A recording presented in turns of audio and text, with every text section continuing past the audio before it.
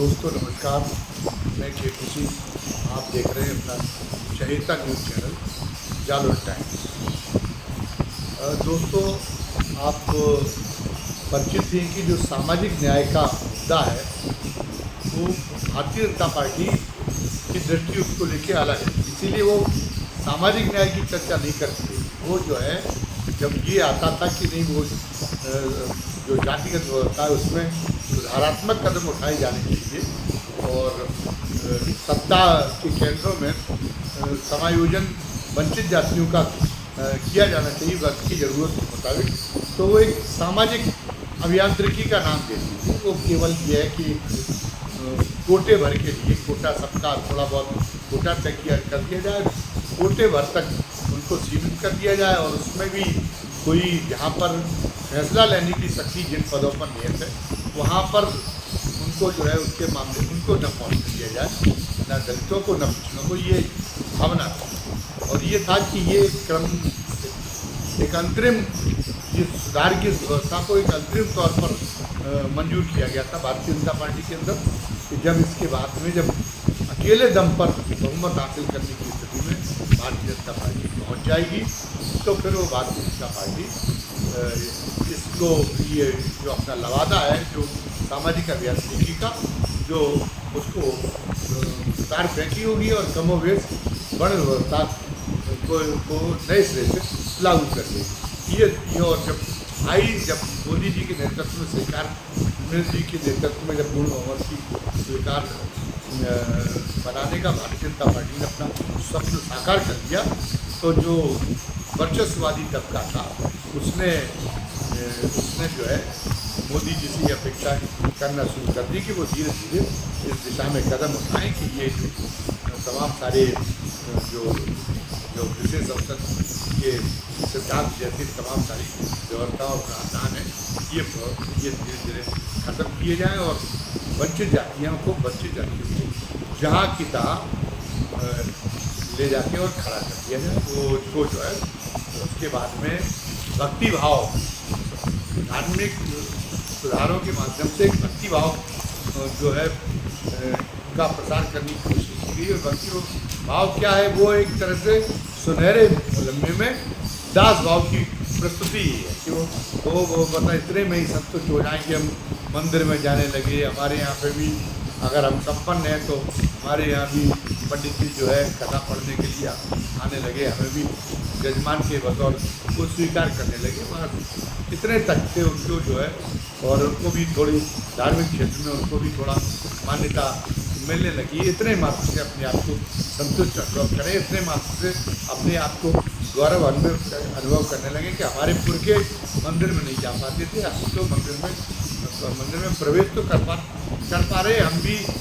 ईश्वर से उसके जो है उसकी कृपा की मांग उसके सम्मुख होकर खड़े कर पा रहे। इसी में वो कृतार्थ अपने आप को अनुभव करने लग जाए। लेकिन लगता है कि ये काम हुआ नहीं, क्योंकि इसी सब योजना के अंतर्गत जो ये था कि आरक्षण की व्यवस्था को धीरे धीरे कमज़ोर करने के लिए जो सुझाव दिए जा रहे थे कि नहीं वो सुप्रीम कोर्ट ने अपने फैसले में जो ताज़ा फैसला उसमें उन्हीं सबको लिख दिया। लेकिन इसकी जो प्रतिक्रिया सामने आई वो प्रतिक्रिया भारतीय जनता पार्टी के अरमानों पे, भारतीय जनता पार्टी की सोच पर पानी फेरने वाली उससे उस प्रतिक्रिया ने ये साबित कर दिया कि वो जो भक्तिभाव की जो जिस भक्तिभाव का प्रसार कर रहे थे उसकी दिशा जो अनुमानित किए बैठे थे वो दिशा वो जो है वो दिशा की ओर अग्रसरता नहीं है इस भक्तिभाव की तरफ। इस भक्तिभाव की दिशा धार्मिक मामलों में ये वो जो है जो भक्तिभाव है उसका प्रभाव एक अलग है, लेकिन सामाजिक मामलों में, अधिकारों के मामलों में ये भक्ति भाव को कतई स्वीकार करने के लिए दलित और पिछड़े तैयार नहीं है। वो सामाजिक मामलों में और जो है वो प्रवंचना के शिकार नहीं होंगे, ये उन्होंने एक साबित कर दिया। तो उसी का नतीजा है कि जैसे ही कि सुप्रीम कोर्ट का ये फैसला आया कि क्रीमी लेयर दलितों और पिछड़ों दोनों के आरक्षण तय की जानी चाहिए और जिन जिन जातियों को इनमें है उनका बहुत ज़्यादा जिसको मतलब वो मिल रहा है उसका लाभ, और अन्य जो एक बड़ी जो जाति समूह है, जो तमाम अन्य छुटपुट जातियाँ, उनको उसका लाभ नहीं मिल पा रहा है। तो आरक्षण में वर्गीकरण करने के लिए राज्य सरकार जो है वो अधिकृत हैं, जो आरक्षित वर्ग हैं उनमें उपवर्ग बनाने के लिए अधिकृत हैं। ये एक फैसला लाया गया, और ये फैसला इसी जो भारतीय जनता पार्टी की सोच थी उसी के अनुरूप आया। तो भारतीय जनता पार्टी में जो उसको नियंत्रित करने वाली वर्ग सत्ता है उसको बड़ी प्रसन्नता हुई, बड़ा संतोष मिला। लेकिन मान के परे कुछ हुआ कि भारतीय जनता पार्टी के कर्णधार तो कभी ये सोच भी नहीं सकते थे कि हमारी पार्टी के अनुसूचित जनजाति वंचित वर्ग के सांसद खड़े हो जाएंगे उस व्यवस्था के खिलाफ, और प्रधानमंत्री के पास में अनुसूचित जाति और जनजाति के सांसदों का प्रतिनिधिमंडल पहुंच जाएगा कि इसमें सुप्रीम कोर्ट के जो फैसले को जो है प्रभावी किया जाए। ये फैसला उनके विरुद्ध है, और जब उन्होंने उनके तेवर देखे तो फिर जो है वो उनकी गलतफहमी मिट गई। और उसके बाद में अब जल्दी में वैसे भी सरकार वैसे भी मोदी जी अपने आप को संकट से घिरा अनुभव कर रहे हैं, और उन्होंने धीरे धीरे वो बैक फुट पर आना सीख रहे हैं, जैसा कि उन्होंने वक्फ बोर्ड वाले विधेयक में कोई उल्लेख किया। तो अभी ये हुआ कि प्रधानमंत्री से मुलाकात, रेल मंत्री अश्विनी वैष्णव ने अनुसूचित जाति और अनुसूचित जाति के सांसदों को एक आश्वासन दिया है कि नहीं, न तो उसमें क्रिमिलेयर की जाएगी, न कोई और परिवर्तन किया जाएगा। बाबा साहब अम्बेडकर ने जो है वो जो संविधान में इन वर्गों के लिए जो प्रावधान किए हैं उनके द्वारा की गई जो व्यवस्था है उसमें कोई परिवर्तन नहीं किया जाएगा। बाबा साहब के प्रति घनघोर श्रद्धा दिखाते हुए, और उन्होंने कहा नहीं हम तो उसमें कोई परिवर्तन न होने देने के लिए प्रतिबद्ध हैं। ये उन्होंने एक आश्वासन दिया है अनुसूचित जाति और जनजाति के लोगों को दिया कि ऐसा कोई परिवर्तन नहीं हुआ, कोई क्रीमी लेयर नहीं लाया जाएगी। और कैबिनेट में इस पर उन्होंने पिछले व्याख्यान में ये भी बताया कि कैबिनेट में इस पर डिस्कशन भी हुआ था, और कैबिनेट में प्रधानमंत्री ने जो है वो ये सबको आश्वासन दिया है कि हम बाबा साहब के संविधान पर कायम रहने के लिए हम इस का सुप्रीम कोर्ट भले घोषणा की है हम उसमें नहीं करेंगे। इसका मतलब जैसे अनुसूचित जाति जनजाति उत्पीड़न अधिनियम में सुप्रीम कोर्ट ने कुछ संशोधन चाहे थे एक फैसले के माध्यम से, और उनको पलट दिया था सवर्णों के विरोध के बावजूद। तो अब जो है उसी तरीके से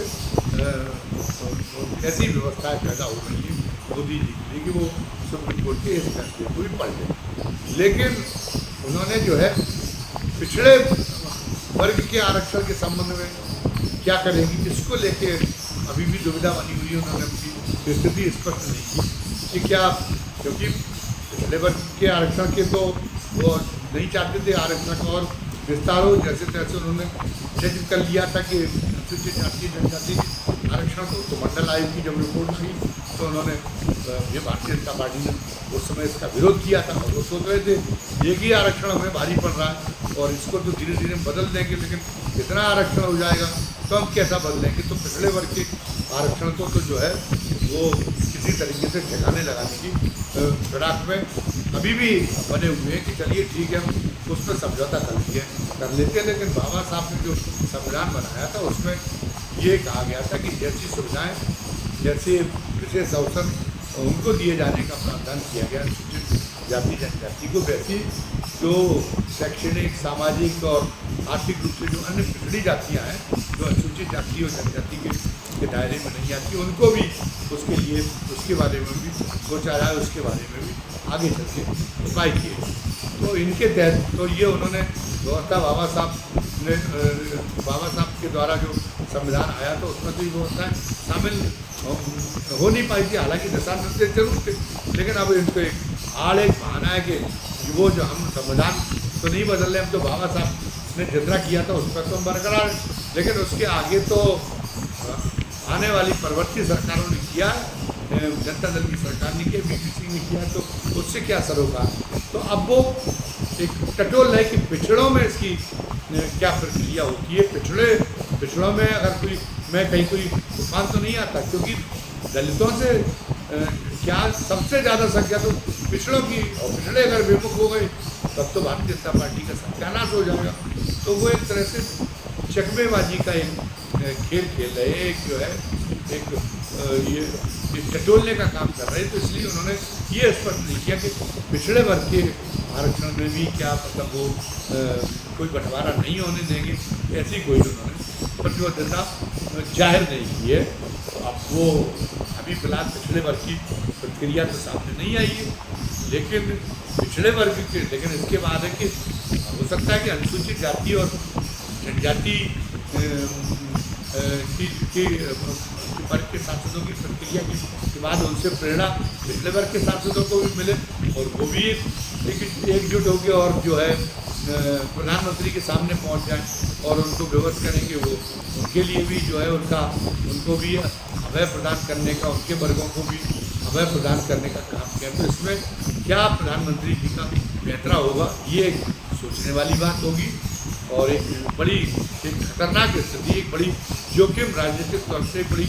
जोखिमपूर्ण स्थिति भारतीय जनता पार्टी के लिए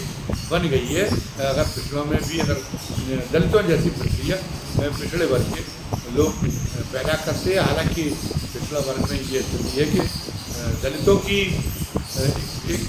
कुछ जातियों को छोड़कर अन्य जातियों में अभी भी उतनी जागरूकता नहीं कि वो आपस में बढ़ जाए, लेकिन पिछड़े वर्ग की स्थिति शायद ऐसी नहीं है। पिछड़े वर्ग में जो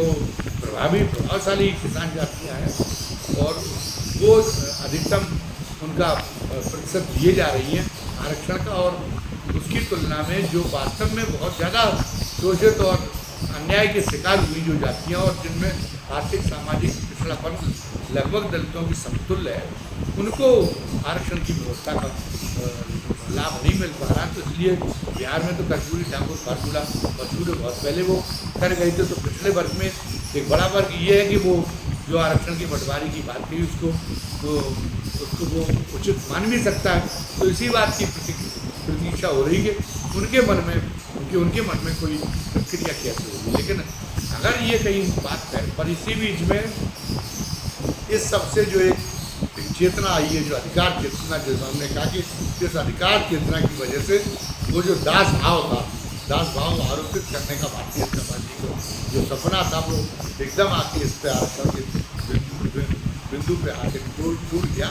तो उसका असर ये है वो आक्रामक सामाजिक मामलों में आक्रामक चेतना और बढ़ी है। तो उसका असर ये है कि पिछड़े वर्ग के लोग ये कहने लगे कि हम लोग आपस में तो आरक्षण का बंटवारा बाद में करेंगे, पहले तो आप जातिगत जनगणना कराएं और जातिगत जनगणना के बाद में ये जो सीमा बांध रखी सुप्रीम कोर्ट ने 50% तक, इस सीमा को ख़त्म करके और आबादी के अनुपात में आरक्षण का दायरा बढ़ाएं पिछले वर्ग में, और फिर उसके बाद में आप उसका जो है बंटवारा कर दें। जो उपवर्ग है पिछड़ों में वो बनाने को कोई हर्जा नहीं, इस दर की मांग जोर पकड़ सकती है। और इससे जो भारतीय जनता पार्टी का कोर वोटर यानी सवर्ण है, तो वो सवर्ण के लिए तो बहुत ज़्यादा वो भी उसके अंदर भी एक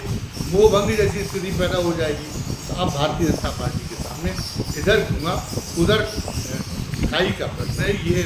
ये उनके गले की एक फांस बन गया है आरक्षण का मुद्दा। और उसमें सुप्रीम कोर्ट का फैसला आने से वो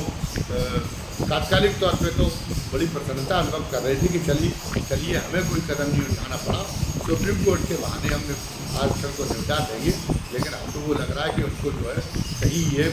जातिगत जनगणना की और इसकी मांग भी न माननी पड़ जाएगी, जिसकी जितनी संख्या भारी उसकी उतनी भागीदारी कहीं एक आरक्षण को लेकर एक देश भारत में भी कोई एक बड़ा एक आंदोलन करने की स्थिति पैदा न हो जाए, ये स्थितियाँ पैदा हो रही। और कई तरह के पार्टी की जो आंतरिक राजनीति सत्तारूढ़ पार्टी की उसमें भी कई द्वंद्व पैदा हो सकते हैं। अभी जिन लोगों ने ये सोच लिया है कि योगी जी पर से जो अल्प टल गई है योगी जी की सरकार पर से, वो खुशफहमी में अभी हमें नहीं लगता। अभी 10 जो विधानसभा के उपचुनाव होने जा रहे, उनमें योगी जी ने बड़ी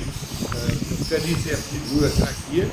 लेकिन कितनी भी मुस्तैदी से व्यू रचना की हो, तब जो सामाजिक समीकरण हैं उन सामाजिक समीकरणों से